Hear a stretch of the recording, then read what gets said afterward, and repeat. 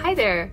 Welcome back to my channel. My name's Molly. I'm the maker behind Lefty Knits, and this is a place where I share videos of all of my crafty endeavors, which mostly amounts to knitting, as it does today. First, I want to thank all of you who have liked my videos, commented on my videos, subscribed to my channel. I really appreciate that, and I love talking to all of you about the things you've been working on, the projects that you enjoy wearing and making. It's just really nice to hear from other people in the knitting community, because I don't really have too much of that on a day-to-day level with people that I know in real life. So I really appreciate having that opportunity to chat with all of you. If you've liked what you've seen so far, I would love if you would consider subscribing to me or liking this video.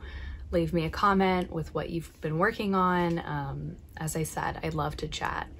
And if you want to follow along with me on other social media profiles, my username on TikTok and Instagram is lefty.knits. Today I'll be ranking the 5 pullover sweaters that I have made so far in my knitting career. I suppose that there have kind of been more, you know, there's been things that I've made a lot of and frogged, but there's 5 that I finished and bound off and blocked. And that's what I'll be showing you today. Only sweaters that have long sleeves are included in this. I didn't include anything that has short sleeves or that's sleeveless. I might make another video with those. And it would be a lot of items, especially because I think, you know, sleeveless items I've made quite a few of. I also didn't include cardigans. I have one cardigan that I've made so far. That's actually a goal of mine going forward, is to embrace knitting cardigans a bit more, because I think that I could use those in my wardrobe. But right now we're just talking about 5 knitted pullovers. I want to preface this by saying that none of these are bad patterns. The ones that are ranked lower are ranked that way 100% because of user error and something I did, modifications I made, mistakes I made, perhaps washing the garment, things like that. I think overall I would recommend any of these patterns to you. I just might not recommend doing the things that I did with some of them. Without further ado, let's get started with my number 5 sweater. So the worst sweater that I have made for myself, you can see I didn't even bother to weave in the ends, is also the most recent. So never think that just because you've knit a bunch of successful sweaters and garments, it means that you won't come up with a dud every once in a while. So this is the Vardog pullover by Kaisa Viorella Fredrickson. I hope I'm saying that right. I'll have her name up on the screen and link it below. And I knit this in Noro tenon, which is like a thick, thin, single ply color changing yarn that's wool, alpaca, and silk, I believe. It's like kind of worsted, I guess, but the gauge is variable, and there's a lot of yardage in each hank. So let me just put this on. Oh, I also held that with a strand of Knit Picks Aloft silk mohair in Knit Picks Aloft silk mohair in beige. So as you can see, this is enormous, and the v-neck is so deep that it like goes 2/3 of the way to my belly button. The pattern is not written this way. By the way, the gauge of the pattern is 15 stitches over in 26 rows and 4 inches or 10 centimeters, and it's knit in half fisherman's rib. Coffee. Just got some coffee dropped off for me from my boyfriend. A little handmade mug. I'll actually link the artist, the ceramics maker who created this mug. Ouch, it's hot. So as you can see, this is giant, and the v-neck is way too deep. I think some people might like this style, but it's basically as wide as my shoulders, and I have pretty broad shoulders. It just didn't turn out right. And this is 100% my fault. So this pattern is written with a V-neck, but a pretty shallow one. And I thought, oh, maybe I'd like to make it with a deeper V-neck, but it turns out I over calculated. So I think what I did was it's knit top down seamlessly. So you like start with the back, top, the upper back, and then you do each of the fronts until you join them in the round, and then you pick up the sleeves after. And I mean, it has this beautiful like lateral braid detail. There's like a lot that I like about this pattern, and some things that I decided to modify. And I think, you know, I'm not super experienced with fisherman's rib or brioche. I've knit a few things. I knit a hat. I knit most of a September sweater by Petite Knit and frogged it because I was making a bunch of mistakes and I didn't know how to fix brioche at that point. Like I said, I haven't woven in the ends. I did block it, and I kind of had a feeling before I blocked it that this was what I was gonna get, like something that was too big.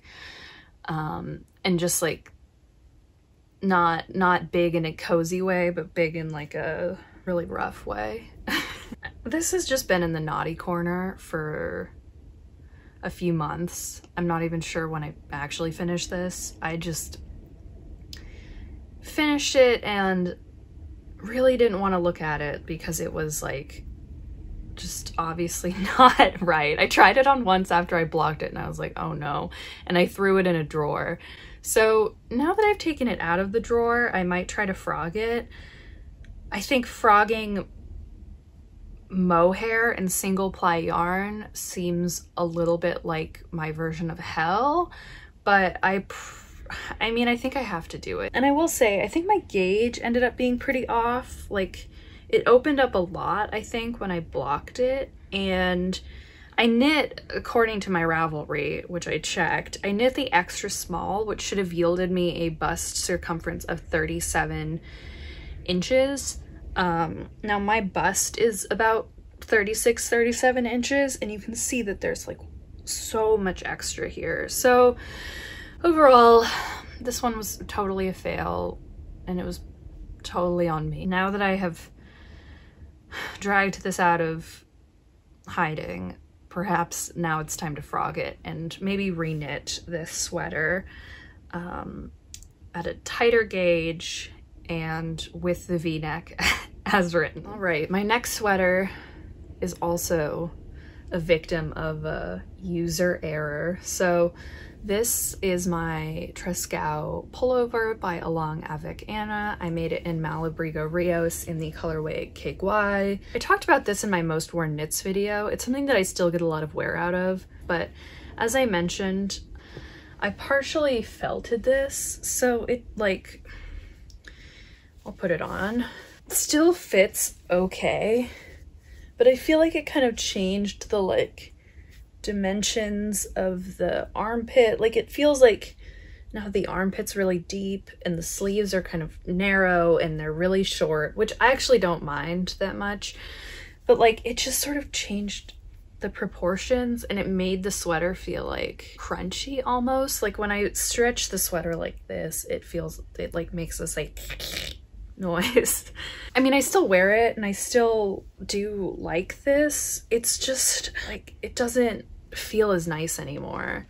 And it's totally my fault. Now, I'm pretty sure that I never machine dried this, which would have been an extra mistake, but I think I washed it in the machine, probably on the gentle or like a delicate cycle, and it still turned out like this afterwards. This has happened to another piece that I knit in Malabrigo Arroyo, and a couple of my socks have come out of the washing machine a little bit funky.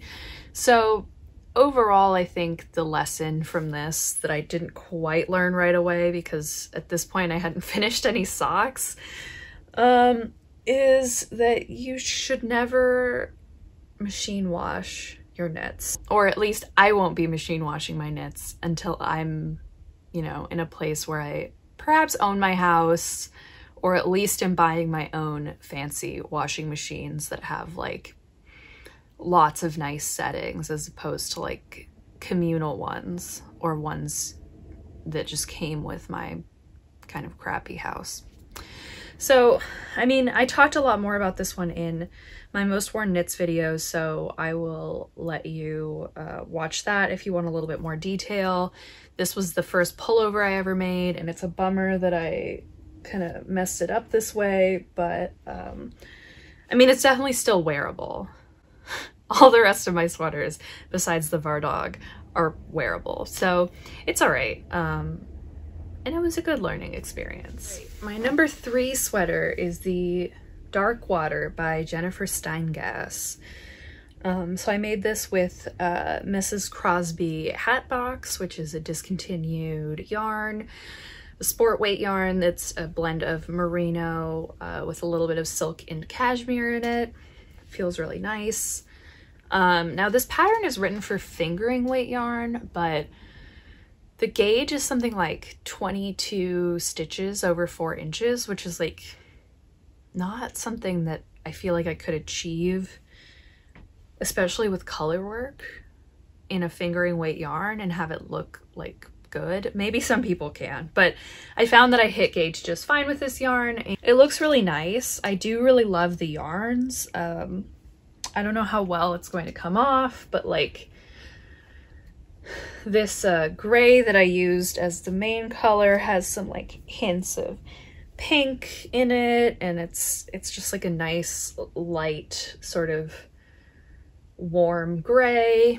The name of the color is African Gray, and the contrast color I used is Smoky Granite. Now, I initially bought this yarn, I think without a plan, but my first plan was to make the Alaska sweater, I think, by Camille Descoteaux. But when I bought the yarn and thought about making that pattern with it, I like really wasn't super experienced with yarn substitution. And that yarn, the hat box, Mrs. Crosby hat box, was listed as a DK yarn from the place I bought it. So I was like, oh, DK, great. But the Alaska pullover, I think, was written for like a Knit Picks tweed yarn that's like a much heavier DK than this one, which is, you know, much closer to a sport. It's like 317 yards per 100 grams. So ultimately, I don't think I even swatched. I think I kind of like looked at it and I was like, actually, this isn't gonna work. So I picked this pattern instead. And I mean, I really like the colorwork yoke. I think it came out really nice. I think that the yarn suits the pattern really well. It feels really nice. Let me put this on. The yoke fit is like a little bit weird. I think it might be a little too tight. Or maybe this is just how circular yokes fit. This is the only circular yoke sweater I've made. I have a couple circular yoke shirts. My hair is getting messy from all the shirt changing. I have a couple circular yoke shirts, but I'm just gonna take this clip out. But this is like, I guess the Anchor summer shirt is, and I don't think it does this. Like, it just feels like when I lift my arms up, this like bunches up like really badly. I mean, I think some of that might be just the construction of a circular yoke. I don't think that it's like the arm drop here. Maybe I just needed to like go for a bigger size on this. Although it feels like there's plenty of ease.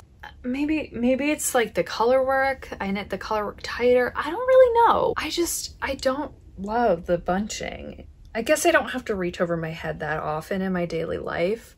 I feel like that part is like the one thing about this sweater that I wish I could change. And maybe I could try to like block it a little bit more, but it's just, it feels like kind of restrictive here. But other than that, I mean, I really like it. I do reach for it a lot. It's a good weight, like a sport weight sweater is a pretty good weight for the Bay Area. On the whole, I would say that this sweater is a win. I just wish that the circular yoke fit a little bit differently. And I mean, I do have kind of broad shoulders, so it's possible that it's just a design feature of circular yokes that will never quite work for me. number 2 handmade sweater is this self-drafted bubble stitch sweater that I made. So I made this out of Knit Picks Upcycle Reserve worsted in, I believe the colors were Verde, Azul, and Rojo. That yarn is not available. I think it's sort of like a one-timey type deal. I don't know exactly how like the reserve yarns work for Knit Picks. But I got a really good deal on that yarn, so I bought a lot of it. I used it for my Trago cardigan. I still have a sweater's quantity of the yellow-ish color. The Amarillo is the name of the color. It's the one that I made the Trago out of, and I have another sweater's quantity in that yarn as well. So I might make a cardigan, or I'm thinking I might also make like a big thick wrap. But in any case, I made this sweater. I think that I didn't have enough of any of these colors for a sweater on its own, and I thought it might be fun to kind of like draft a pullover pattern of my own with it, perhaps with the intention of writing up a pattern, which, I mean, there's a lot of bubble sweater patterns out there, but I did buy some wool of the Andes to try to make another version of this. So it's possible that this will eventually become something. I did knit this top down. It's a drop shoulder construction, starting with the back. I made the front a little longer so it goes over the shoulders, and I worked a little bit flat before I got to the point where I cast on stitches for the neckline and joined it, and I made a folded collar, and the sleeves are just like big puffy boys that I decreased pretty rapidly for the cuffs. Let me put this on. I'm actually really proud of, like, it turned out super well. Like, I had a vision in my head of how this sweater should look, and I achieved it. This is, I think, the first self-drafted garment that I made, and like, it's super big, but I like intended it to be that way. I guess I could use a little more length in the arms. Bubble sweaters, I made this like a year ago or so, and bubble sweaters were having a moment, you know, it's like very big, but that was exactly what I was going for. And I'm proud of the way that I like engineered this neckline. I do like the way it sits, and I didn't really know how to increase the or decrease in bubble stitch at all. And there wasn't really like an answer out there that I got. So like, I guess to kind of like spoil this pattern a little bit, or what I did a little bit, there's no like increases or decreases anywhere within the bubble stitch. It's all kind of like engineered around that. I actually have thought maybe I should like create this sweater again, maybe a little bit more fitted for me, because I just don't tend to reach for things this big that often, even though I did intend for this to be like this. I think I've toyed around with maybe making like a free video tutorial of how to make this for yourself, perhaps based on your body measurements. If you have any interest in that, let me know. I don't recall the gauge. I don't recall the needles I used. I think I like wrote it all down somewhere, but I didn't find it before doing this video. So yeah, if you have any interest in this, like, let me know. I think I've kind of put to bed the idea of like making this like a paid pattern, but I think, you know, I have yarn for another version, and I think I would be down to like maybe walk people through the process if they have any interest. I guess, you know, when a sweater is this big and it's meant to be this big, it's a lot more forgiving than something like my dark water, where like the shoulders are tight on that, because it's meant to be, you know, not super fitted, but to fit more closely to my body than this. I do want to say that I don't reach for it as much because it's super big and cozy and warm, and I live somewhere where that's not like something you need a lot. I do live in a freezing apartment now, so it's possible that this will be something I reach for more in a few months, but it does, like, it is kind of like an effortless like throw over whatever kind of thing. Like it has that look to it. It is really bulky. So like even when I go on trips to places where I might want something like this, it's hard for me to justify like using the suitcase space to bring this along. But on the whole, I'm just really happy with this and like very proud of my ability to kind of like work out all the math myself. I need to pull this one out more. All right, my number one sweater that I've made for myself is Favorite Flannel Cozy by Alicia Plummer. This sweater that I made is by far the one that fits me the best in my opinion of the ones that I've made. It is an Aran weight pullover. It's knit at a gauge of 14 stitches and 20 rows in a 4-inch square. And I knit this in Cloudborne Highland worsted semi-solid in the colorway Hydrangea, and Knit Picks Aloft hand painted in Sydney. Now I meant to bring out those yarns and I didn't, so give me one sec, let me find those. All right, so this is what the yarns looked like that I used. So I ordered this Highland worsted semi-solid first, and it came in a bunch of colors that I found like very appealing.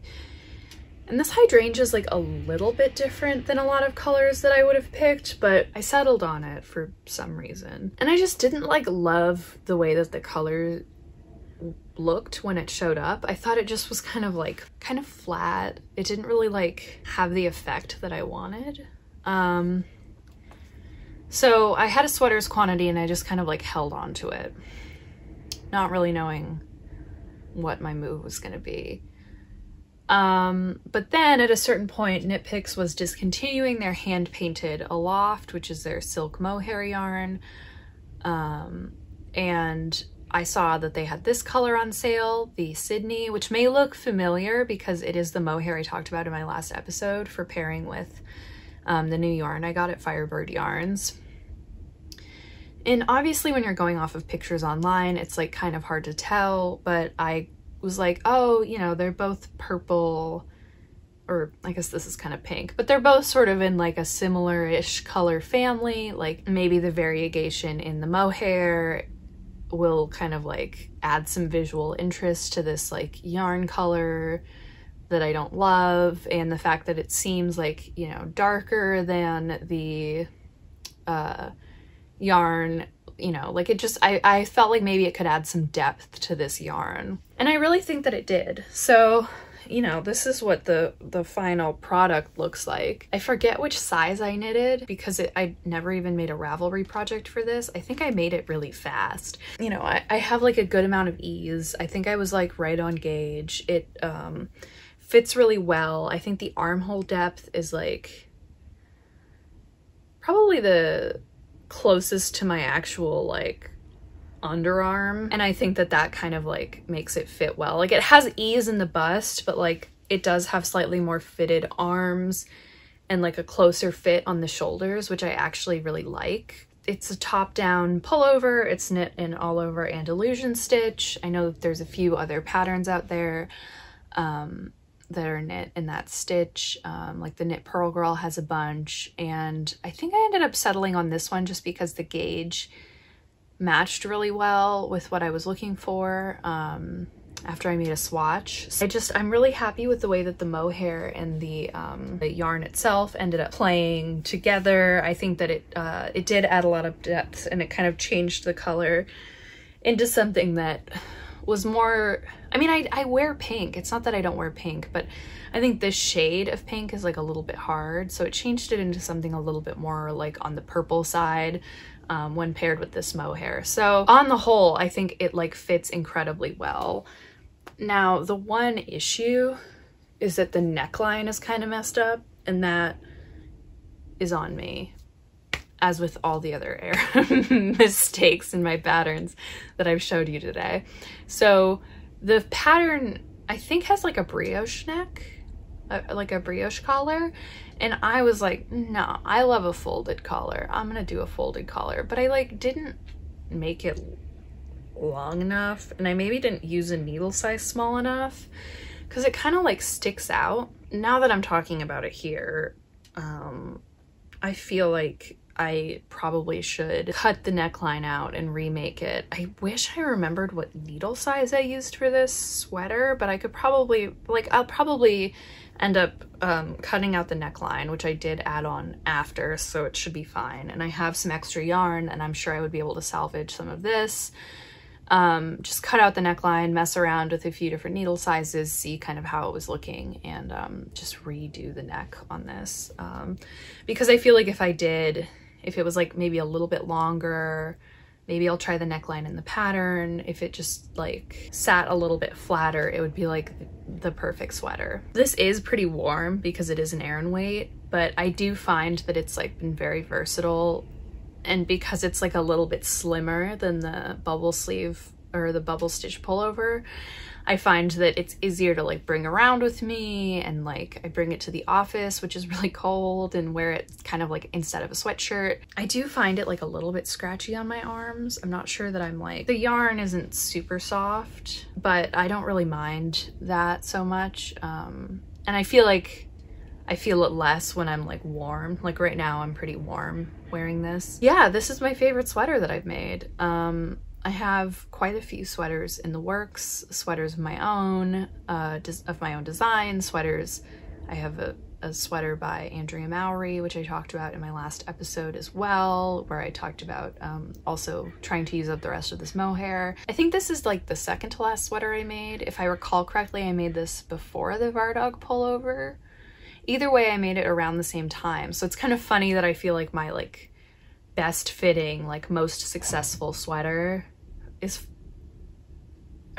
was like basically made in concert with the the worst fitting sweater that I have. All right, so that's it. Those are my sweaters. I hope you sort of enjoyed seeing the sweaters that I've made. I'd love to hear about the sweaters that you've made and whether they were successful or not. And I do want to note, like, again, you know, the sweaters that I made that I like the least and that I think fit me the worst, first of all, had user error attached to them. I made sort of glaring errors of my own that I could have saved myself the trouble of in hindsight. But I also know that like fit is a very personal thing, and the way that like I like my sweaters to fit is very different than the way that other people like their sweaters to fit. I don't want to imply that like if you like a big boxy sweater, kind of like the ones that I don't gravitate towards, like if my Vardog looked closer to something you would wear than the one that I liked the best, that's great. Honestly, like I obviously don't even really mind it. I have my big bubble pullover too. I just think I personally really fudged up the execution of that one in terms of making it to my taste, and making that sort of big look seem intentional. I don't mean to disparage any of these patterns or any ways that people like to have their sweaters fit. Now that I've been talking for a little while, my coffee is a much better temperature. So I think I'm gonna sign off and finish this. And I thank you so much for spending this time with me today, and I hope you have a great rest of your day. Thanks so much. Bye.